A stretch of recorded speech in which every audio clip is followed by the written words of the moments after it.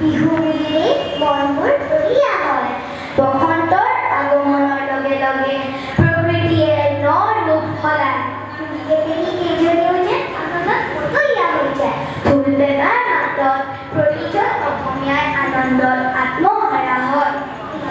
এইবাৰ আমাৰ বিহু একেবাৰে সেনেকা। এইবাৰ বিহু যে নাই আমাৰ মাজত আমাৰ অসমৰ সংগীতৰ ভূতা তৰা জুবিন গাৰ্গ। অনাদি কাললৈ অৱসান ঘটিল এটা সুৰ, কিন্তু দেখিনা আজি আমি জুবিন দাৰ ভাষাৰে কওঁ, য'ত নাও থাকিব ত'ত জুবিন গাৰ্গ থাকিব।